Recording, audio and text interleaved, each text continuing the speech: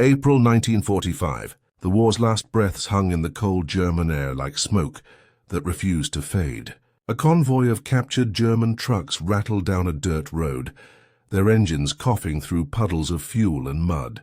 Inside, one of them sat 6 women, former clerks, nurses, auxiliaries, faces grey with exhaustion, hands clasped so tight their knuckles shone white.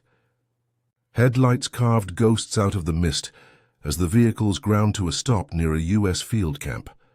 Then came the whisper, soft, urgent, almost kind, "Don't scream." The American guard who said it wasn't much older than 20. His helmet sat crooked. His eyes flicked between the women and the row of jeeps pulling up behind them. One soldier laughed too loudly. Another spat on the ground. The sound of canvas flaps slapping in the wind made everything feel off balance. The women didn't move. No one dared ask why they shouldn't scream. Mud squelched under boots.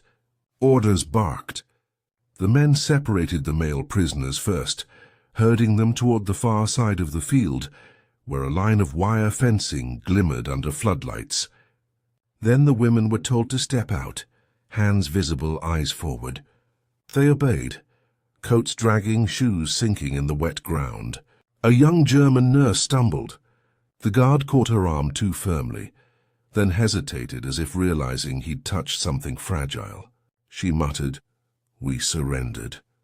"You don't need guns." No one answered. From the dark came a sound, boots dragging someone behind a truck, then a muffled cry that stopped too suddenly.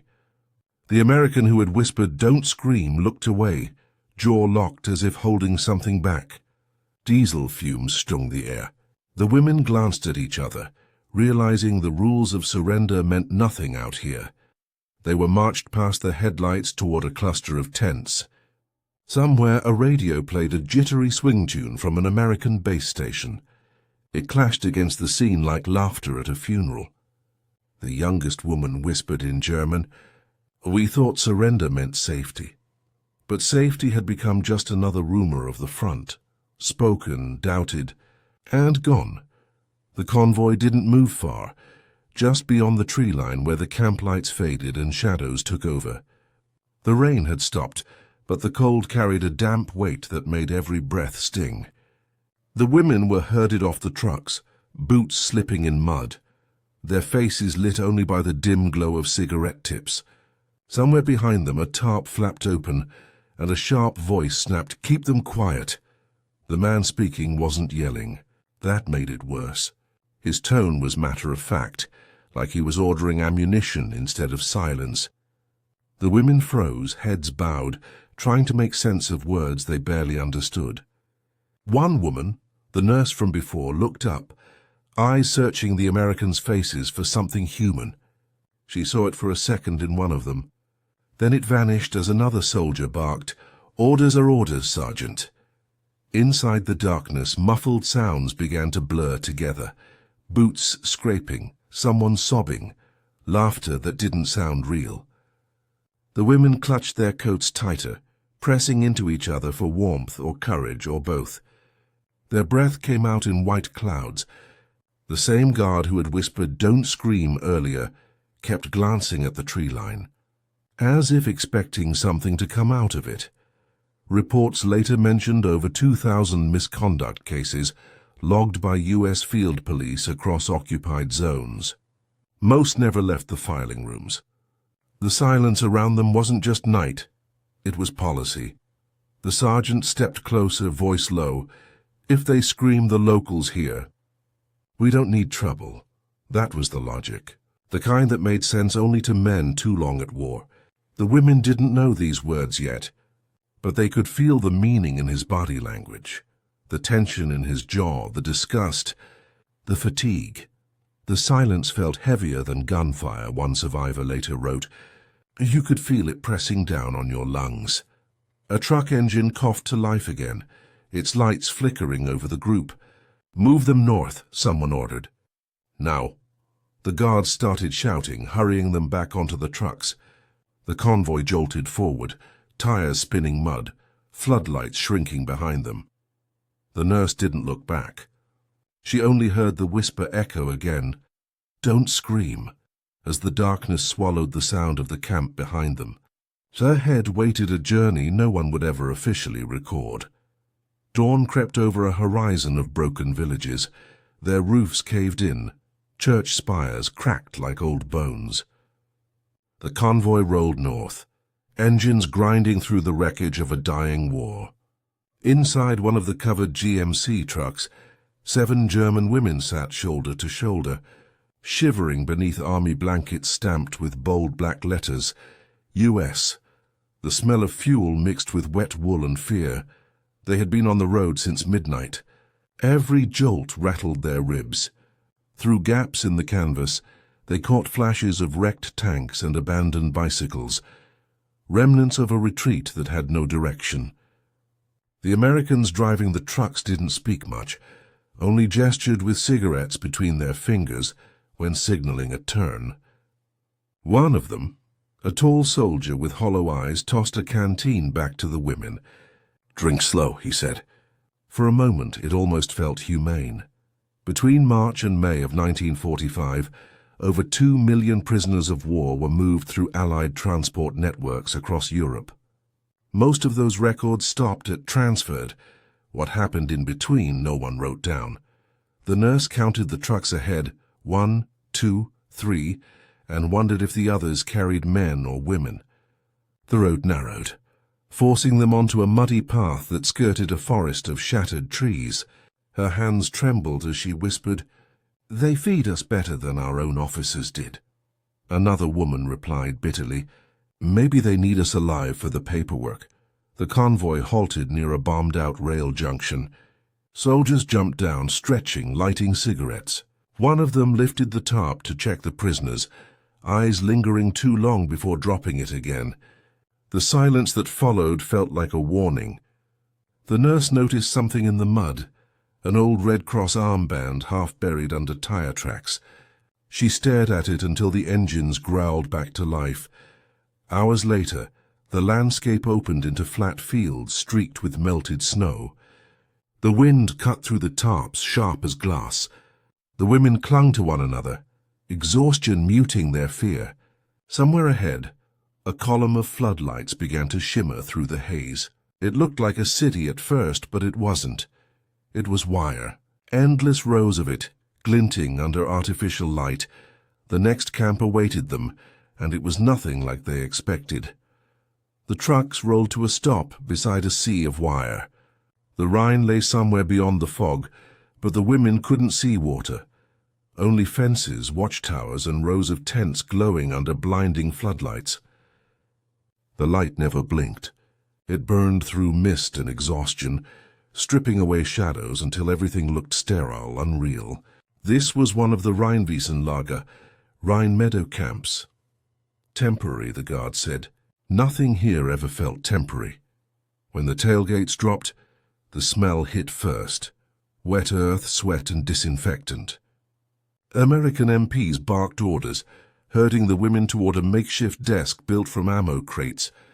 A corporal sat there with a clipboard, stamping each name, snapping photos with a field camera. The flashbulbs popped like tiny explosions, leaving ghost white spots in their vision. By mid-1945, more than 1.7 million Germans, soldiers, nurses, civilians were held in these open-air camps.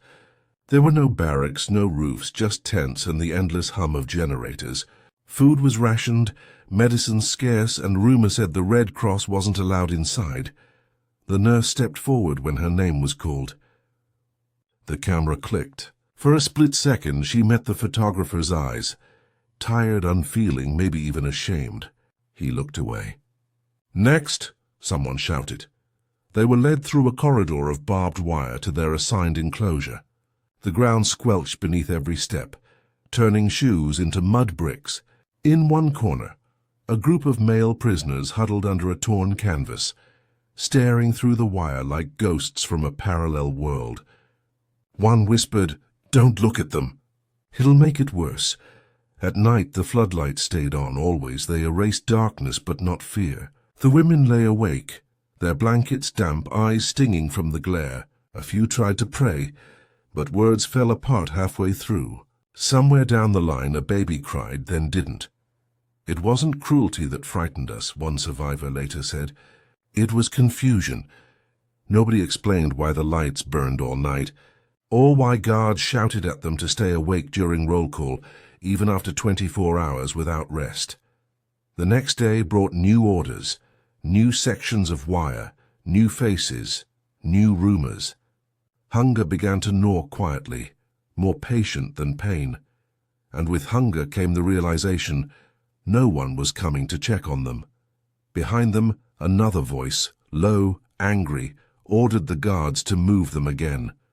None of the women understood why, but they would find out soon enough. By the third night, the idea of rules had started to dissolve. The women stopped asking when food would come, or where they would sleep. Questions earned glares, and glares could get you moved to the pit, a low trench half filled with rainwater used for discipline. The floodlights still never went off. They burned through exhaustion like interrogation lamps, bleaching out time until morning and night felt identical. The nurse tried to remember the Geneva Convention articles she had once copied for a Red Cross clerk. She couldn't, maybe that was the point. In the chaos of victory, paperwork was all that defined humanity, and no one was filling it out anymore. One evening, a guard with mud up to his knees leaned on the fence, chewing gum. "You'll get rations tomorrow," he muttered. Tomorrow came and went. The women split 1 tin of beans between 6 of them. Reports from those weeks suggest food allocation often dropped below 1,000 calories per person per day, barely half what a soldier needed to stand upright. On the 4th morning, an argument broke out between 2 American guards. "These aren't combatants," one said. "Orders say otherwise," the other snapped. The nurse watched, realizing the soldiers didn't know what to do with them either. Their confusion mirrored her own, only theirs came with rifles. The women's hair began to fall out. Some developed rashes from the damp. A few men in the next enclosure tried to pass bread through the wire, but the guards caught them shouting, "No contact." Punishment meant loss of rations. Starvation spread quicker than guilt. "We weren't prisoners," one woman recalled years later. "We were forgotten paperwork." She remembered writing her name on a tag the first night, tied with a piece of twine around her wrist. By the end of the week, the ink had faded into her skin. Still they obeyed. Not from fear, fear required strength, but from the numb logic of survival. The nurse began collecting small pebbles, counting them each morning to mark the days. By the 7th stone, hunger had turned to dizziness, and dizziness to hallucination. That night, a distant voice called through the wire. The women lifted their heads, barely awake. It wasn't an order this time, it was a whisper. Something about food. Something about hope. By the 8th day, hunger had become a second heartbeat, slow, steady, impossible to ignore. The women no longer talked about escape or rescue. They talked about food. A crust of bread, a potato skin, a memory. That's when it happened. A moment so small it almost went unnoticed. During guard rotation, a young American stepped near the wire, eyes darting to be sure no one watched. From his sleeve he slipped something through, a biscuit, dry and crumbling but golden in the light. No words, no gesture, just that silent exchange. For a second the nurse thought it was a trick. Then she saw the soldier's hand tremble before he turned away. Mercy, she realized, didn't always look clean. Sometimes it looked guilty. Inside the camp, trade began to replace hope. The women learned that kindness had a price. That tin button could buy a handful of oats. A cigarette butt could trade for soup water. Black market activity inside these camps, records suggest, grew by nearly 30% each week. Starvation made economists out of everyone. That night, the nurse tore the biscuit in half, giving it to the youngest girl, barely 20. The girl cried without sound. "Eat," the nurse said, voice flat. "We'll need to stand tomorrow." The guards had warned them about new inspections, whatever that meant, But in the stillness before dawn, the fence whispered again. The same American voice as before, hesitant, low. "Don't scream." The words froze her mid-breath. Not because of fear this time, but recognition. She knew that voice. It was the one who had warned them the night they arrived. Only now it carried something different. Panic. Moments later, laughter erupted from the far tents, drunk and uneven. Boots thudded in the mud. The women looked toward the sound, hearts thudding faster than hunger ever could. The nurse clutched the wire, staring through the glare. No orders, no whistle, just the shifting rhythm of chaos. Men moving toward the women's section, laughter turning into something sharp. The biscuit lay forgotten in the dirt, softening under drizzle. The nurse whispered the words back to herself, "Don't scream," and prayed she'd never find out why he'd said it again. The night wasn't over. It was only beginning.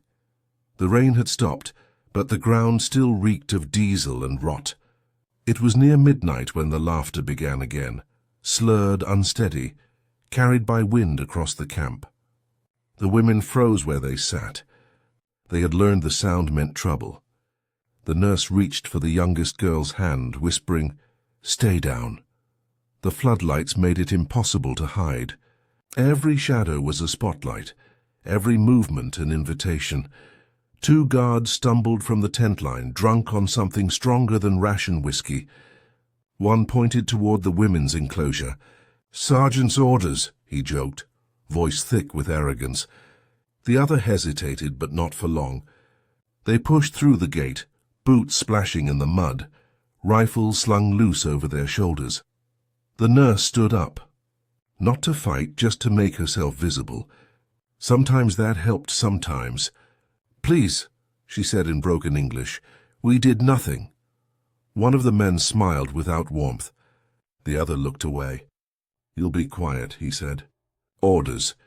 What happened next was chaos drowned in noise, shouting, crying, the metallic snap of wire. 2 women were dragged toward the truck line, their screams buried under the growl of engines warming for night patrol. The nurse covered her ears, trembling. No one moved to stop it. The guard who had once whispered, "Don't scream," wasn't there. Or maybe he was, frozen like the rest, watching. Records from that night don't exist, but U.S. court-martial archives list 162 assault cases in occupied Germany between 1945 and 1946. Most were sealed, most never reached trial. Officially, nothing happened here.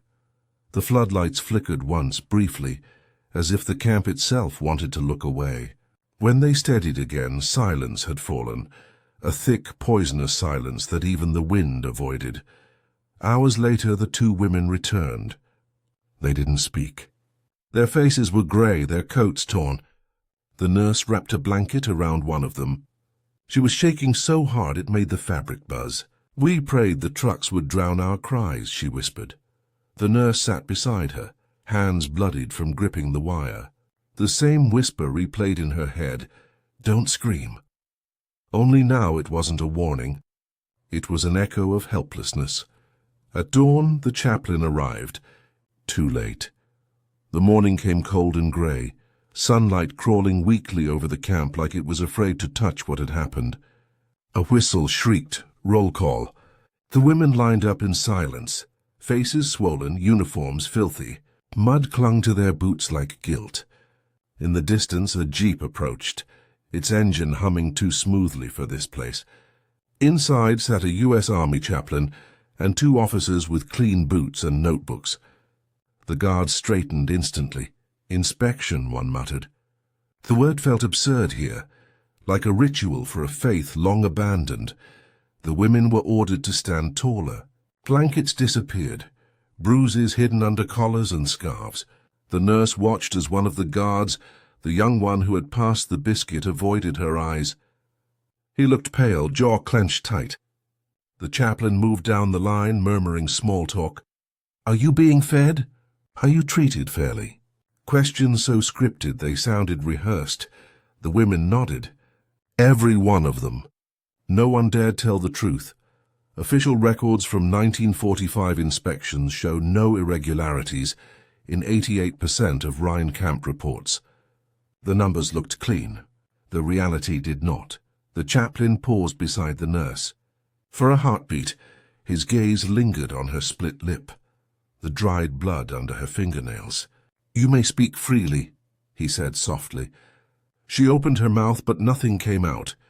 The floodlights still glared from the towers, even though it was morning. Their hum filled the silence until he moved on. Behind the chaplain, an officer jotted a note. "Conditions satisfactory. Prisoners cooperative." The women watched him write it, as if the ink itself erased their pain. When the jeep drove away, dust followed it like a curtain closing on a performance no one had enjoyed. The guards relaxed. Cigarettes returned to mouths. Laughter crept back, brittle and hollow. The nurse exhaled slowly, the tension leaving her shoulders but not her stomach. One of the assaulted women swayed on her feet, whispering, "I can't feel my legs." The nurse caught her as she collapsed, face down in the mud. No one came to help. The chaplain's words still echoed in her mind, "You may speak freely." But freedom had become a language none of them remembered. The woman who collapsed never woke up fully again. By evening, her breathing turned shallow, her eyes rolling between sleep and shock. The nurse begged the guards for help. A medic, a stretcher, anything. "She's just tired," one said. "They always faint." He didn't look long enough to see that her skin had gone grey. A corporal finally allowed a camp nurse to visit. She arrived with a tin medical kit, bandages already damp from humidity. After a few minutes of silence, she scribbled a note. "Severe trauma, dehydration, shock." That single word, trauma, would travel further than anyone expected. It reached headquarters 3 days later, buried in a stack of paperwork about food supplies. That's how truth moved here. Accidentally. When the report reached the local command post, an officer frowned. "We can't have another inquiry," he said. "Handle it quietly." The order was clear. Every witness was reassigned. The paperwork went missing. The woman was buried near the fence under a plank of wood that read only "unknown." Less than 4% of complaints from German POWs ever reached tribunal review, according to post-war archives. The rest vanished under the same 2 words: no evidence. The nurse watched the burial through the wire, her lips numb. She didn't cry. There was no point. The mud swallowed everything, even grief. That night, she tore a strip of her blanket and tied it around her wrist, the same way her ID tag had been tied when she first arrived. A reminder that she was still a name, even if no one wrote it down anymore. Around her, whispers spread. Some said Allied investigators might be coming. Others said they'd never make it this far. Every rumor carried a different kind of hope. The women didn't believe any of them, but they listened anyway because silence was worse. One of the guards, the same young soldier, passed by their fence and paused. His face was pale, his hands shaking. "They told us to forget," he murmured half to himself. The nurse met his eyes. "You can't," she said quietly. The next morning, the trucks came again. They were leaving. The women didn't know where, but anything beyond the wire felt like air. When the trucks finally rolled out, the floodlights faded behind them like dying suns. The air outside the wire smelled different, cleaner, colder, but freedom had lost its meaning. The convoy moved through burned-out towns and hollow fields, where crows circled above wreckage. The war was technically over now. No one felt victorious. The women were repatriated months later, returned to what was left of Germany, a place more graveyard than country. Cities looked like teeth knocked out of a jaw: Dresden, Cologne, Hamburg, all reduced to rubble and dust. The nurse stepped off the truck into a street that had once been her neighborhood. Nothing remained but a stone wall and a door frame that led to open sky. Neighbors stared but said nothing. Families whispered that the returning women were tainted. The silence was sharper than any insult. Records suggest that nearly 68% of female POWs never spoke publicly after their release. They carried their stories like contraband, too dangerous to unpack, too painful to bury. The nurse tried to rebuild a life. She took work sorting mail for the new local administration, her hands trembling whenever she saw envelopes marked with American stamps. At night, she wrote in a small notebook she kept under the mattress, dates, faces, fragments. April, floodlights, biscuit, don't scream. The words never formed a full story, just pieces of one she wasn't sure she wanted to finish. Once, a man from the next village, an ex-soldier, asked her what it was like being their prisoner. She looked at him for a long time before saying, "It depends what you call prison." He didn't ask again. The younger girl, the one she'd shared the biscuit with, left for Munich. The nurse never saw her again but heard she changed her name. Many did. Identity had become something flexible, like skin stretched too thin. Every year when the spring rains returned, the nurse felt it all over again, the mud, the lights, the whisper. Sometimes she dreamt of the guard's voice telling her not to scream, and woke up choking on silence. But one spring she decided to write. Just one letter, not for revenge, just remembrance, and that letter would surface 16 years later, reshaping everything the world thought it knew about liberation. 16 years later, 1961, an archivist in Bonn opened a small brown envelope sealed with fading red wax. Inside was a single sheet of paper, edges yellowed, handwriting neat and deliberate. The signature read simply, Anna K. The letter had been addressed to a journalist but never sent. Someone had filed it in a box labeled Personal Testimonies Unverified. What it described made silence impossible. Anna wrote about that April night near the Rhine. She described the floodlights, the mud, the biscuit, the voice through the wire. He told me not to scream, she wrote, not out of cruelty but pity. He knew what would happen if I made a sound. Her words weren't an accusation, they were a confession of understanding. The letter didn't romanticize anything. Feared simply refused to forget. Fewer than a dozen first-hand accounts like hers exist today. Most were dismissed, others destroyed. Yet each one cracks open the illusion that war ends when the guns fall silent. The archivist reading it reportedly paused for a long time at that line. Maybe he was warning me from the world, not himself. She had underlined it twice. Outside, West Germany was deep in its reconstruction boom, factories rising, streets alive again. But inside that archive the past felt unfinished, still bleeding through paper fibers and ink. Anna's words carried a strange mercy. She didn't name her tormentors, nor herself as victim. She wrote instead of hunger, confusion, and one fragile act of decency that still haunted her. The moment a young enemy soldier chose to warn her, even when he couldn't stop what came next. Her final sentence read, "I still hear him say it. Sometimes I wish I'd screamed just to prove I was alive." The archivist folded the letter back into its envelope, uncertain whether to file it or publish it. In the end, she placed it under miscellaneous human interest. That's how history often hides, between the lines of bureaucracy. But stories like Anna's don't fade. They resurface whenever light hits them, like faces under old film waiting to be seen again. Because the whisper, "Don't scream," wasn't about fear anymore.